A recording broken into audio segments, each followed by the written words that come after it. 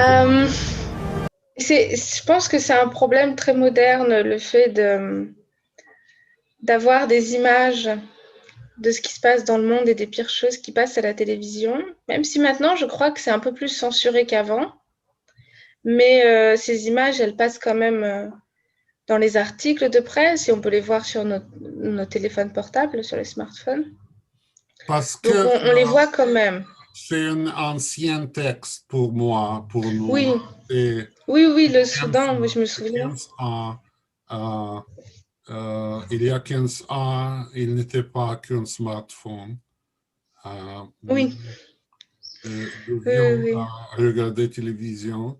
Et télévision, c'était plus difficile de choisir les matériaux que vous Mhm, préférez voir. Parce mhm, que sur notre smartphone, euh, même le choix de vidéos est mhm. personnel.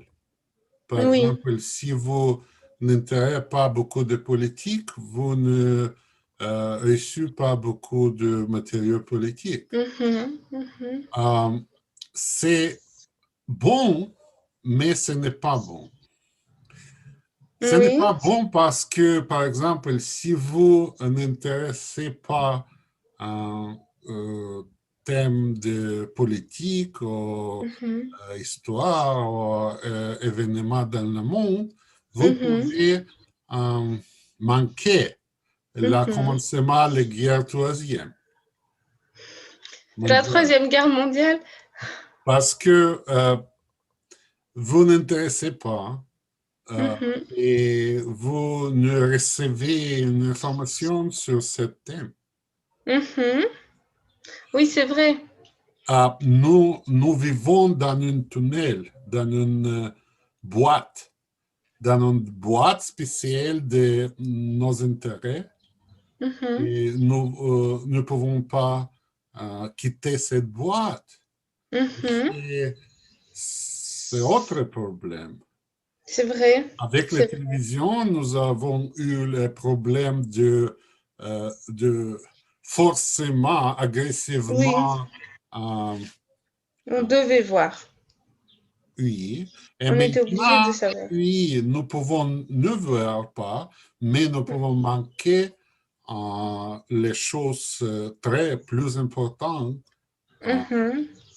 et pas du Oui, tout c'est vrai. être euh, une, une l'agent actif de l'amour. Oui. C'est C'est très compliqué parce qu'on a très peu de pouvoir.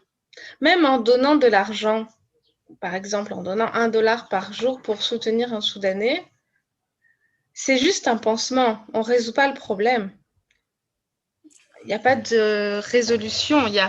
On résout le problème pour une personne, mais on ne résout pas le problème en général. Et c'est des problèmes politiques, les histoires de famine. c'est vrai, c'est vrai. Et si la bourse craque et que, je ne sais pas moi, le blé devient très très très cher, on va pouvoir envoyer du riz, mais on ne va pas résoudre le problème général. On va juste mettre un pansement. Donc c'est même frustrant. C'est comme de donner de l'argent dans la rue à un SDF. Moi, j'ai toujours donné parce que je me dis, je pense que si j'étais à la place de ces gens-là, je serais content qu'on me donne 1 euro, 50 centimes pour aller m'acheter un sandwich, une bouteille d'eau ou aller prendre une douche parce qu'à Paris, il y a des douches payantes pour les SDF. Mais je sais qu'il y a beaucoup de gens qui ne donnent pas parce qu'ils disent pourquoi j'aiderais celui-là et pas un autre. Donc il ne faut rien, il n'aide personne. C'est un peu un conflit intérieur. Pourquoi lui, pourquoi pas un autre? Donc personne. Pour moi, c'est ça qui était très dur à Paris, vivre à Paris. Parce que là, c'était pas la télévision, c'est réel. On voit des gens qui vivent toute leur vie dans la rue. Mhm. Alors, ils sont drogués, ils sont ivres, mais c'est... Enfin, je sais, j'entends beaucoup ça aussi, oui, mais ils vont acheter de l'alcool avec l'argent, mais peut-être que si moi j'étais dans la rue aussi, j'achèterais de l'alcool pour oublier Mais parce que c'est très mais difficile. euh, c'est besoin, alcool et drogue, comme Bah notre oui, c'est besoin la ça. nourriture. Je crois que si une personne peut mourir, Mhm, s'il ne peut trouver les drogues ou alcool, et c'est possible, euh, mhm. nous ne pouvons pas juger. Nous ne pouvons Ben pas. oui, c'est ça. On n'est pas dans cette situation. Je sais pas, moi, si j'étais dans la rue, peut-être que j'achèterais de l'alcool aussi. Je sais pas, j'ai jamais fait ça, Parce donc que, oui, parce oui. que c'est Et puis, on sait pas inévitable. aussi pourquoi les gens ont commencé à boire, pourquoi les gens ont commencé à se droguer. On sait pas, et les histoires sont parfois très différentes de Parce ce que qu'on la imagine. vie très compliquée Oui. et avec cette substance, nous Mhm. pouvons sentir mieux, sentir mieux. Oui. Et La il y a beaucoup. vie est insurmontable. Oui. C'est ça qui. Et moi, j'ai pas aimé vivre à Paris pour ça, parce que on va travailler et le matin, on voit des gens qui, qui vivent dans la plus pauvre, dans la pauvreté extrême, et personne ne les regarde et personne ne leur dit rien. Moi, ma mère m'a toujours dit, si tu n'as pas d'argent à donner, tu peux toujours leur dire bonjour. Parce que bonjour, ça veut dire vous êtes un être humain pour moi. Mais moi, on me prenait un peu pour une folle. Mais c'est pareil en Russie. Ici, il y a des gens qui boivent. J'habite pas loin de la gare. Et pas loin de la gare, il y a beaucoup Mhm, de mhm, personnes qui boivent de l'alcool. mhm. Et parfois, ces gens, ils tombent, ils se font mal, ils dorment dans la rue, ils dorment sur le parking. Et au début, moi, je voulais aider parce que je trouve que c'est dangereux. La personne, elle dort sur le parking, il y a une voiture qui peut venir l'écraser. En plus, il fait très très froid l'hiver. Il y en a qui ont l'arcade sourcilière ouverte, il y a du sang, je sais pas, c'est horrible. Et, et on me disait toujours, ah, t'as просто on piani. Et je me disais, et alors? Parce que c'est pas parce qu'on est ivre qu'on a arrêté d'être un être humain. Mhm. Et en plus, en aidant, et ça parce que je le fais du coup avec mes amis, je le fais toujours d'ailleurs, en aidant, on se rend compte que ces gens ne sont pas juste piani. Souvent, ils ont leur téléphone avec eux et il y a leur sœur ou la mère ou le frère ou les enfants qui appellent, qui disent t'es où? Et quand on décroche le téléphone, on a à l'autre bout du fil quelqu'un qui cherche dans Yakoutsk le membre de sa famille. Et on ne peut pas dire c'est juste des gens ivres, c'est faux. Ils sont ivres maintenant, Mais en mais ils autre pas... côté, le traitement de ivre plus est mieux à eux. Peut-être, oui. Oui, c'est vrai. Mais C'est paradoxal. Parce que d'un côté, quand on a quelqu'un de ivre qui est dans la rue allongé par terre, je dis c'est juste quelqu'un de ivre. miséricorde, Ouais, miséricorde envers des oui, gens. oui, oui, oui, c'est vrai. Les gens ivres sont moins exclus du groupe. On les comprend Par plus, c'est exemple, vrai. en- au Canada, c'est très différent. Oui. Une personne ivre, c'est comme une personne exclue de population normale. Ah oui. En Euh, France, je crois que c'est plus comme en Russie quand même, À parce que Us, tous les gens sont un petit peu ivres. Parce que depuis un matin, tout le monde boit oui, c'est vrai. un peu de vin. Mhm. Mais en France aussi, il y a ce côté un peu plus. Je pense que les Russes croient qu'on peut racheter son âme. On peut, comment dire, on peut changer. Les Russes pensent qu'à un moment, peut-être, l'autre arrêtera de boire. En France, ça dépend des familles, mais souvent, moi j'ai des amis qui ont eu des pères qui ont beaucoup bu J'étais et un ils ne sont témoin euh, témoins. sur la euh, rue de Paris, en Ouais. matin, tout le monde dans le café bistrot Mhm. avec un verre de vin. Oui. Bah, on est français, on boit beaucoup. On a ça en commun avec les Russes. On boit pas de la même façon, mais je pense qu'en quantité d'alcool, on boit aussi beaucoup. Mais surtout à la campagne. Pour mieux digestion. Oui, la digestion, pour mieux digérer. Mhm, mhm. Mais moi, je viens du nord de la France, et dans le nord de la France, c'est la bière, et parfois la vodka aussi. Il y a beaucoup de gens qui ont des origines polonaises, ou slaves, ou russes dans le nord de la France, ukrainiennes aussi, qui sont venus travailler. Votre endroit sur beaucoup d'influence de Belgique, Oui, aussi. Belgique et un petit Ouais, ouais. peu Allemagne aussi. La région de laquelle je viens, ça s'appelle le Hainaut. Je vais vous l'écrire. C'est Lille. Est-ce que c'est... Alors, moi, je suis née à Lille, mais j'ai grandi dans le Hainaut. C'est un petit peu à côté, c'est un petit peu plus loin. Mhm, Et c'était une région avant, enfin, une grosse région. Maintenant, elle est coupée par la frontière belge. Donc, mhm, on a la même culture avec beaucoup de Belges. Moi, j'adore la Belgique parce que c'est comme la maison pour moi, la Belgique. C'est un petit peu mon pays aussi. mhm. Et là-bas aussi, il y a ce rapport à l'alcool, mais j'ai l'impression qu'il y a beaucoup moins de jugement qu'à Paris, par exemple.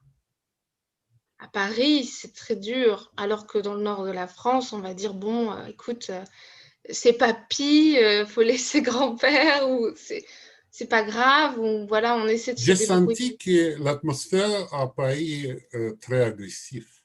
Oui, les Pas, gens pas, se sont pas douce, habitués. pas douce, pas gentille.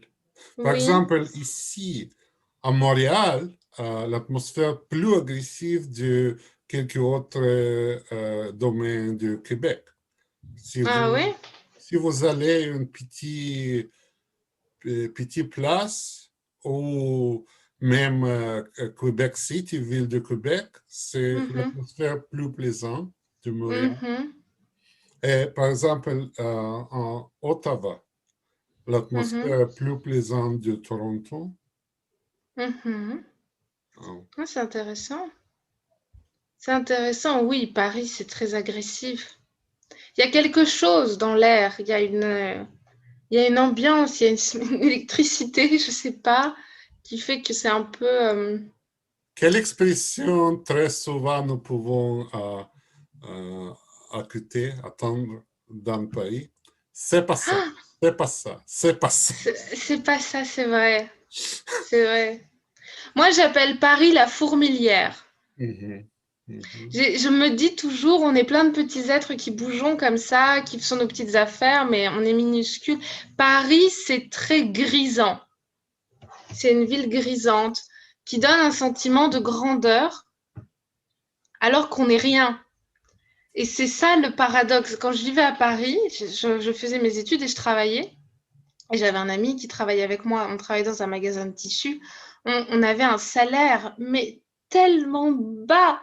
On disait toujours, on est des gueux, on travaille et on gagne rien et on est pauvres et on vivait ensemble dans 11 mètres carrés à deux. Mais en même temps, on a des bâtiments magnifiques. On rencontre des célébrités dans le métro.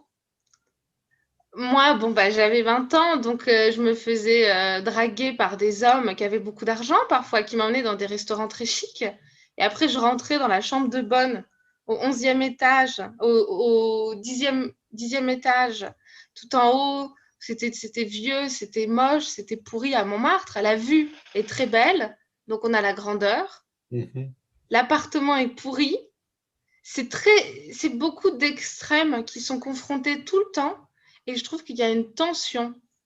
Ben, c'est comme un peu les enfants qui meurent de faim et le hamburger, quand il y a une tension entre deux extrêmes, et c'est beaucoup de stress. Et par exemple, beaucoup de femmes réussies rêvent visiter le pays. Ah oui, je Visiter le sais. pays et mourir. Oui, Il y a j'entends une ça tout le temps. expression. Mais il y a beaucoup de Russes qui sont déçus après. Parce qu'on les prépare pas, ils sont dans le rêve. Moi, quand je vois les stéréotypes qu'ont les Russes sur les Français et les Françaises, j'utilise Instagram. Et souvent sur Instagram, j'ai des pubs pour apprendre le français. Alors, je parle déjà français, mais Instagram ne comprend pas. Donc, j'ai des pubs pour apprendre le français. Et moi, je vois les images, comment s'habiller comme une Française, comment vivre comme une Française. Et c'est faux, personne ne vit comme ça, personne ne s'habille comme ça. C'est dans les rêves des Russes que les choses sont belles comme ça. Les Français, ils se posent pas toutes ces questions et ils essaient de faire leur petit chemin, de survivre comme ils peuvent. Il y a une part de survie à Paris. Il y a vraiment une part de survie. Moi, j'avais l'impression qu'on allait se faire manger par la ville. Par Mais c'est... exemple, quand nous Oui. avons lu notre livre, dans le Mhm. commencement du livre, je vais parler à propos de trois images de Paris pour moi. Trois Oui, je me images. souviens. Une première image, c'est un rêve, c'est quelque Mhm. chose que j'ai mieux imaginé avant de visite. La seconde image, c'est une image de, comme vous dites, Mhm. c'est très gris, très, très agressif. Mhm. Et le troisième, l'image que j'avais obtenu de journaux, de Mhm. pas Mais... une match. J'avais reçu beaucoup de publications de France quand j'habitais au Canada. Mhm. J'ai commandé beaucoup de publications quand j'ai commencé à apprendre français. Paris Mhm. Match, Le Monde. Et j'étais submergé dans la Mhm. plongée sur la culture française et Mhm. c'est C'est vrai. créé une autre image, la troisième image qui Mais je n'est comprends. pareil la première image, n'est pareil la deuxième image. C'est très intéressant et euh, c'est difficile à dire parce que euh, même, même ville fait impression différente. Oui. Par exemple, C'est vrai. que j'ai j'ai visité Stockholm. Stockholm, Mhm.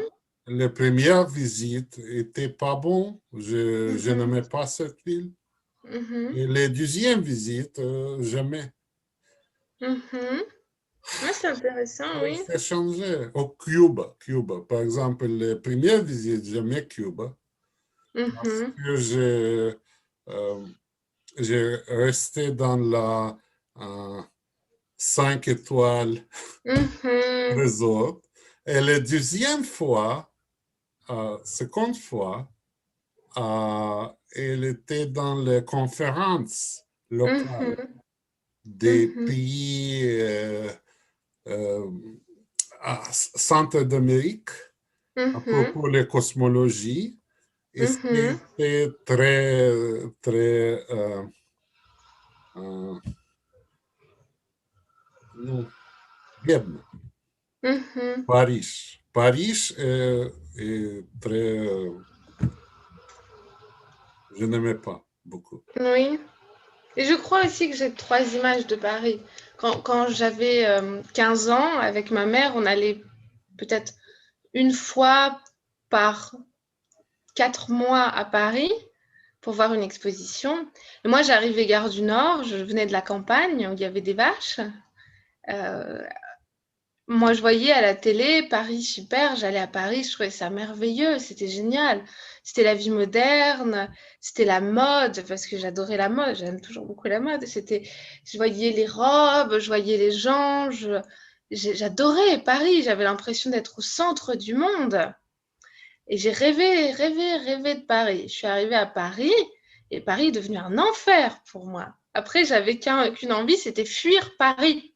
C'était mon Ce but n'est pas premier. Comment? compliqué de visiter Paris si vous vécu dans votre région, c'est 16 heures peut-être à train.